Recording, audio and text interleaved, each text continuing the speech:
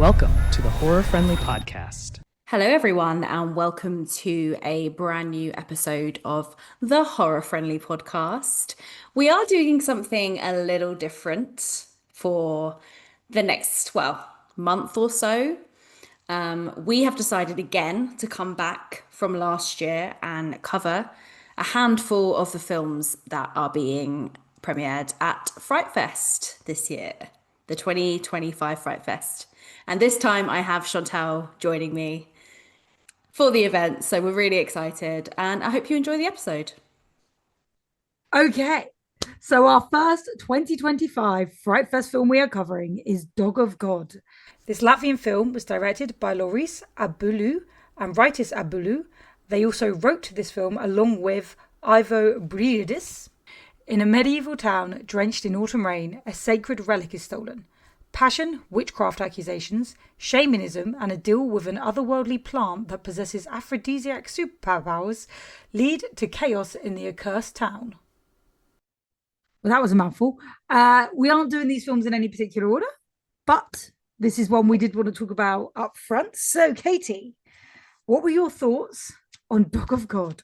Dog of God, wow. I mean, when I saw this that it was going to be showing at Fright Fest, it just immediately drew me in. I think because I don't know if we've ever covered an animated film on the podcast before, which was I really think we fun for me. have.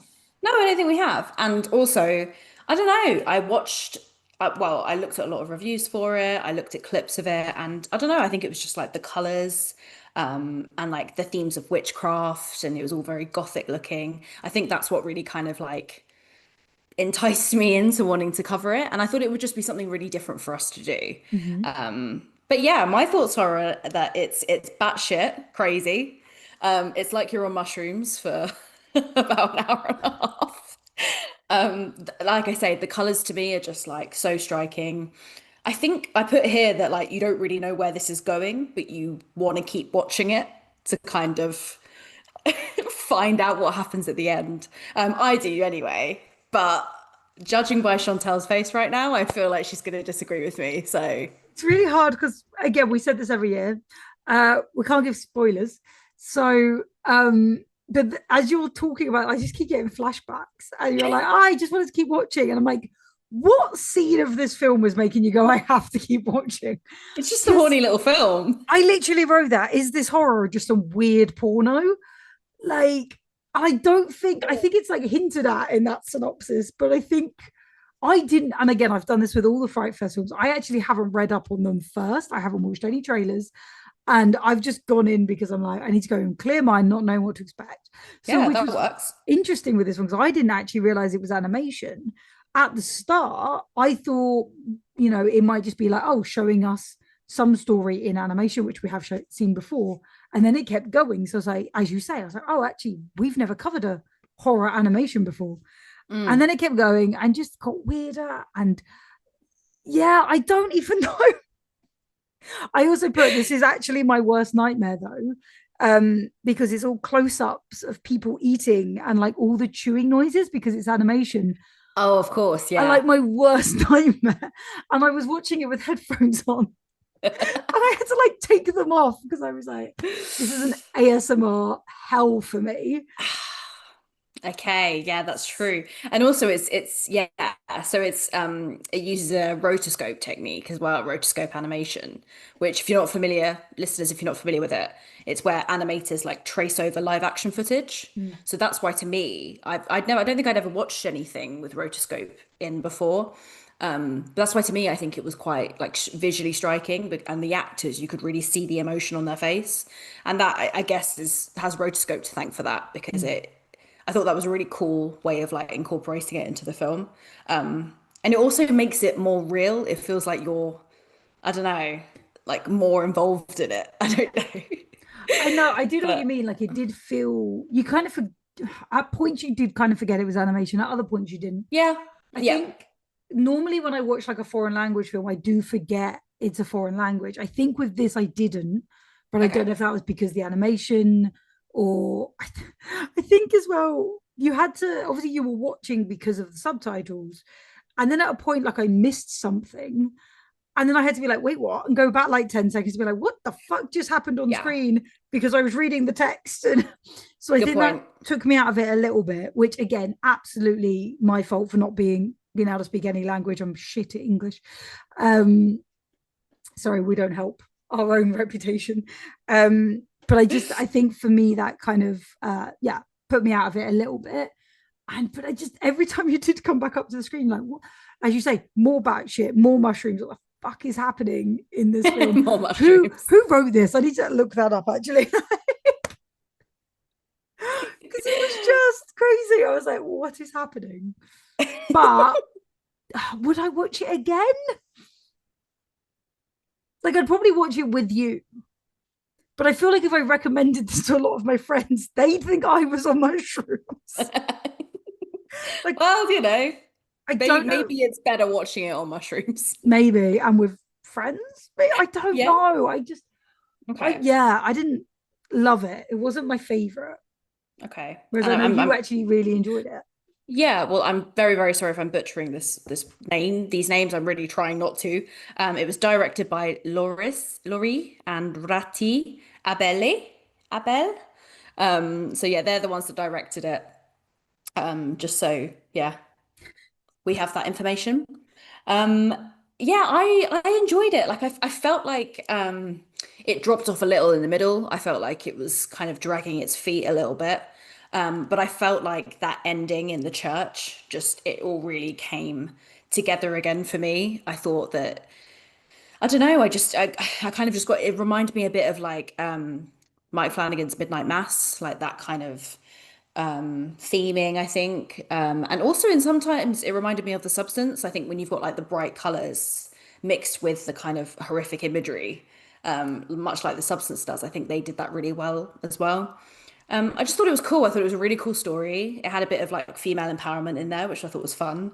And I just thought the animation was really beautiful. It's a little fucking horny film, but you know, it's different. And I think it was a great one. Like it was one of the first Fright Fest films I watched.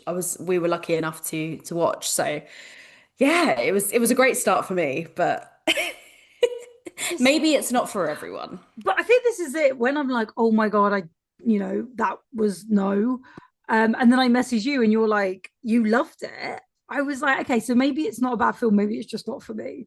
And I think that's why it is you and I trying to talk these, or not trying, succeeding in talking these films out does kind of give us that window into, it's not a bad film. Maybe, but I was like, maybe I missed something. Because again, like without giving spoilers, there was a moment where, stuff happens and you're like, oh, maybe there's like a maybe it's deeper than I am picking up because I'm trying to read the subtitles, trying to watch the animation, and maybe I'm just not appreciating. Maybe I do need to watch it again and see what I pick up the second time round. But I just don't know that I want to. Yeah, no, that's fair. I mean, it's quite an intense film as well. Yeah. So like, you're putting yourself through quite a lot when you're watching it. Like, it's not something that you can just sit, casually or like sit on your phone and watch. It's definitely not one of those films. You need to be fully kind of on it.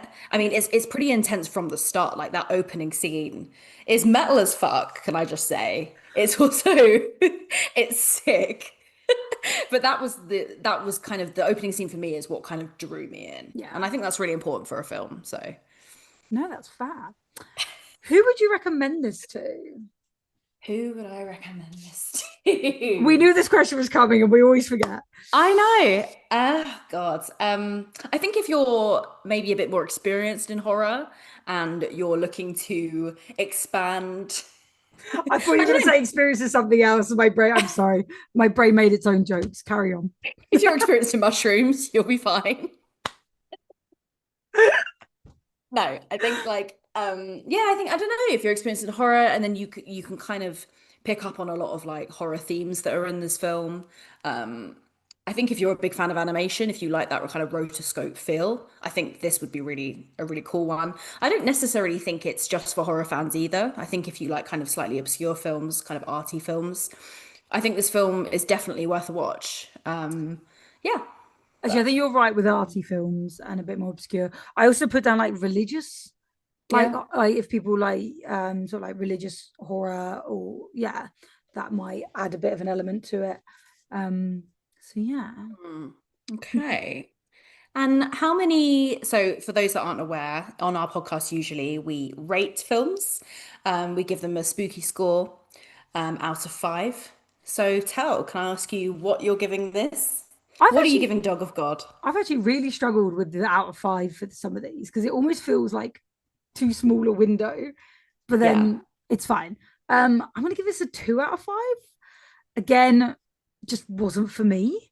Like I can appreciate, as you say, the animation, and actually that's really cool learning a bit more about that. I just it lost me. Um, but it didn't you. So again, maybe I've missed something and maybe I need to watch it again, but Mm, just wasn't one for me, I'm afraid. fair enough. What about Fair enough. yourself? I'm gonna give this a 4 out of 5. I was a big fan of it.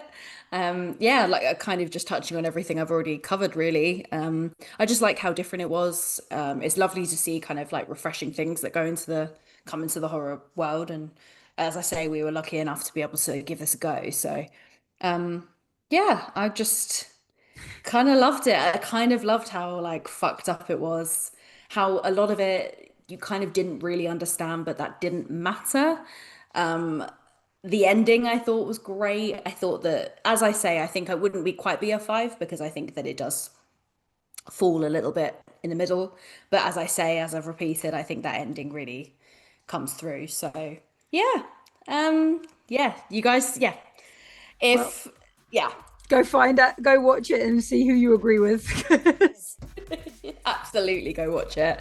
All the information on when it's out for public will be on our socials, and we'll make sure to update you guys and tag the film, tag the directors. And yeah, you'll be able to get all the information for Dog of God on their socials and ours. See you later. Bye.